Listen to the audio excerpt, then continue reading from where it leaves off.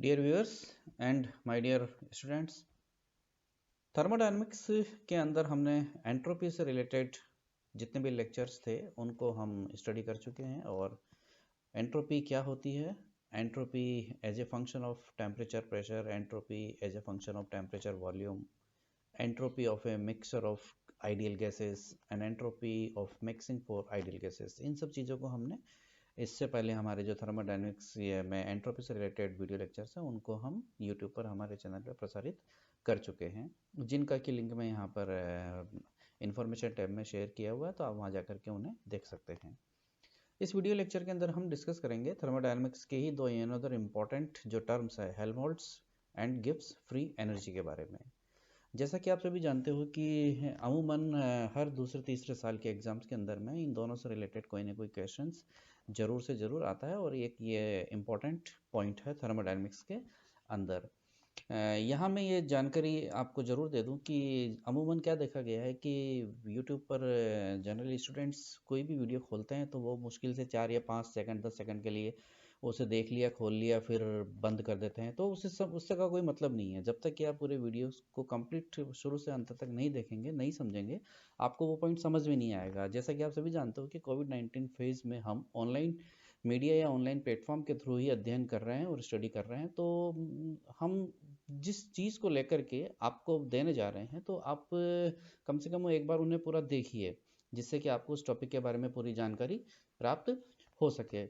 तो इस लेक्चर में हम शुरू करेंगे Helmholtz and Gibbs free energy के बारे में। तो सबसे पहले हम देखेंगे हेल्महोल्ट्ज़ एनर्जी। हेल्महोल्ट्ज़ एनर्जी का मतलब क्या है कि कोई भी एक सिस्टम जो कि क्या है, कांस्टेंट टेम्परेचर पर क्या हो रहा हो, उसके लिए हम इस एनर्जी को ज्ञात करते हैं।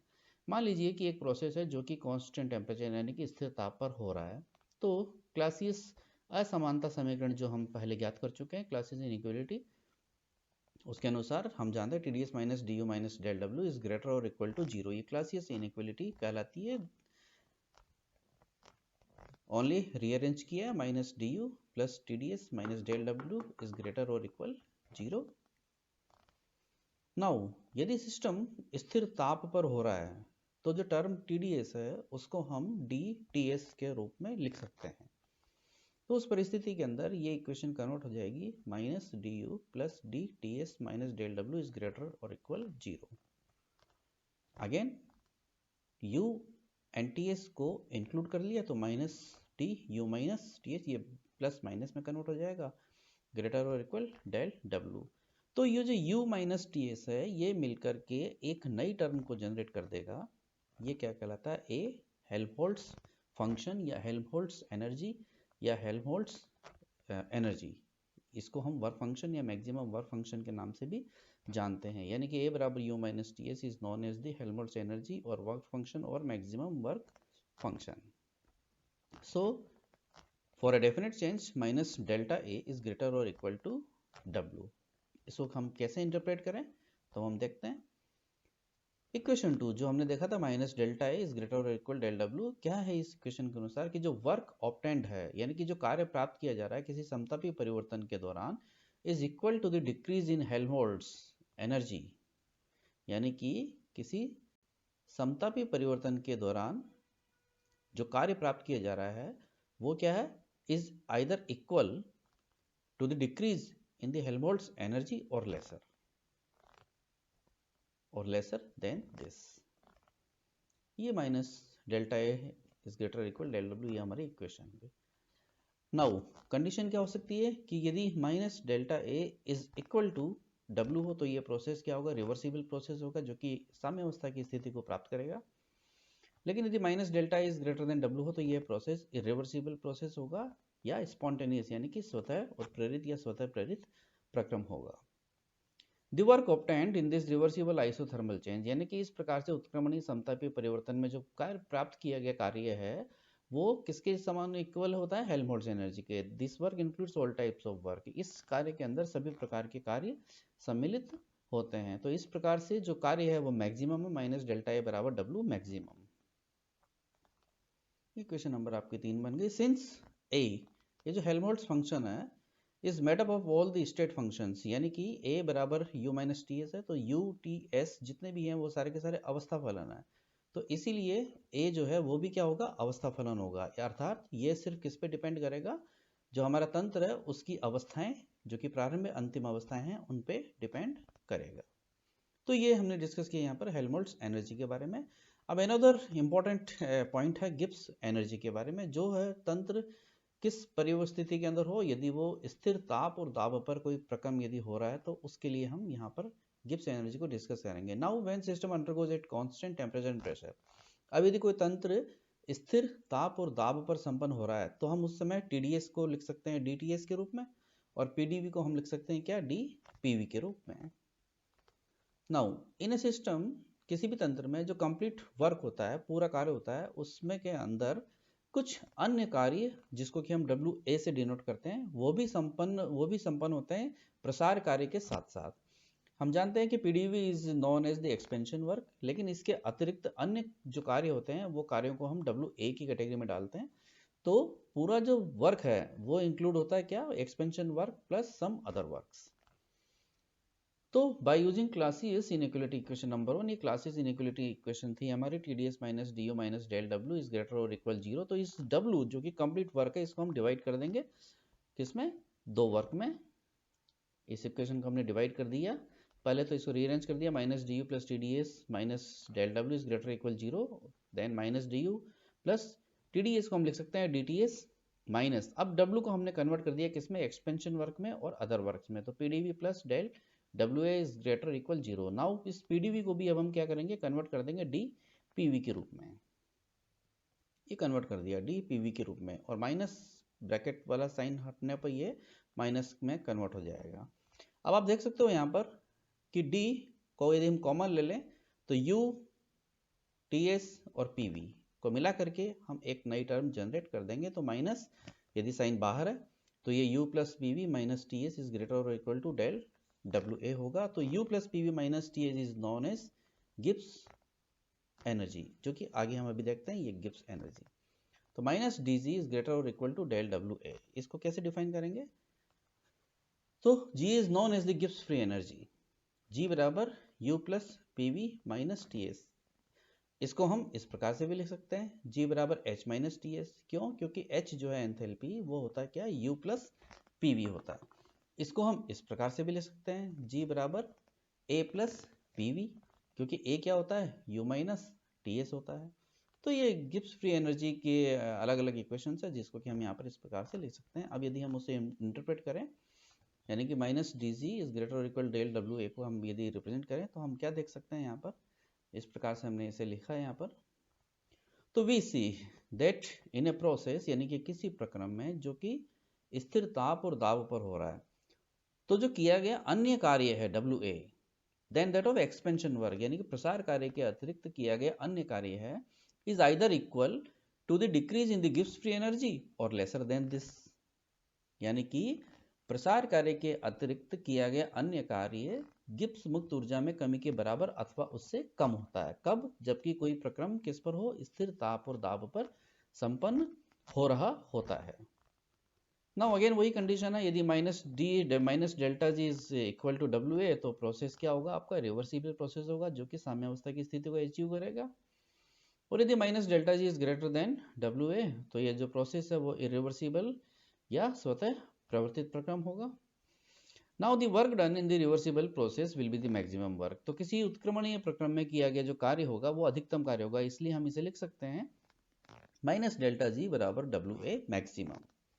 अगेन यहाँ पर इंपॉर्टेंट चीज ये है कि जो G है वो U, P, V, T, S जितने भी हैं ये सारे के सारे स्टेट फंक्शन है, इनसे मिलकर के बना हुआ है, इसीलिए G जो होगा वो भी क्या होगा, स्टेट फंक्शन होगा। Since Gibbs free energy term includes all the state function, यानी कि ये सारे के सारे अवस्था फलन होते हैं, इसीलिए G भी क्या होगा, अवस्था फलन होगा। नाउ इसमें लेक्चर में हम एक और इम्पॉर्टेंट एस्पेक्ट हम लेकर के चल रहे हैं कि किसी प्रक्रम की स्पॉन्टेनिटी, यानी कि स्वतः प्रवर्तिता या साम्यावस्था के लिए डेल्टा जी को एज ए क्राइटेरिया के तौर पर हम किस प्रकार से समझें, यानी कि किसी प्रक्रम के लिए डेल्टा जी का मान क्या हो कि कोई प्रक्रम क्या हो जाए, स्वतः प्रवर्तित हो जाए या साम्यावस्था की स्थिति में आ जाए। तो डेल्टा जी को एक शर्त के तौर पर हम यहाँ पर देखेंगे कि कोई प्रक्रम स्वतः प्रवर्तित कब होगा या साम्यावस्था की स्थिति में कब होगा। If there is no other work than the expansion work in a process, यानी कि कोई प्रक्रम जिसके अंदर की किसी प्रकार का अन्य कार्य नहीं हो प्रसार कार्य के अतिरिक्त, तो उस परिस्थिति के अंदर डेल डब्ल्यू ए 0 होगा। Now the equation 5 takes the form, तो इक्वेशन 5 जो है हमारी ये माइनस डेल्टा जी बराबर डब्ल्यू मैक्सिमम, ये लास्ट इक्वेशन थी हमारी। ये इक्वेशन क्या हो जाएगी, इस प्रकार से कन्वर्ट हो जाएगी, minus D G is greater और इक्वल टू 0, इसमें कन्वर्ट हो गई है हमारी equation, equation number 6। Now hence for a natural और ट्रू चेंज, यानी कि किसी भी प्राकृतिक या वास्तविक परिवर्तन के लिए जो minus delta ji should be positive, क्योंकि 0 से ज्यादा होना चाहिए, should be positive, that is delta G should be negative. ये पॉजिटिव कब होगा माइनस डेल्टा जी, जबकि डेल्टा जी नेगेटिव होगा। और we can say that in such process, और हम कह सकते हैं कि ऐसे प्रक्रमों में जो गिब्स ऊर्जा का मान है वो क्या होना चाहिए, घटता जाना चाहिए। Now the according to equation 6, spontaneous process तब तक संपन्न होते चले जाएंगे जब तक कि उसकी जो गिब्स ऊर्जा है वो एक न्यूनतम स्तर पर न पहुंच जाए, क्योंकि हमने देखा है, क्या देखा है कि डेल्टा जी का मान नेगेटिव होना चाहिए, तो नेगेटिव होने पर माइनस डेल्टा जी पॉजिटिव हो जाएगा, तो वो क्या हो गया, स्पॉन्टेनियस प्रोसेस हो गया। अर्थात किसी प्राकृतिक प्रक्रम के लिए डेल्टा जी गिब्स एनर्जी का जो मान है वो क्या होना चाहिए, घटते रहना चाहिए।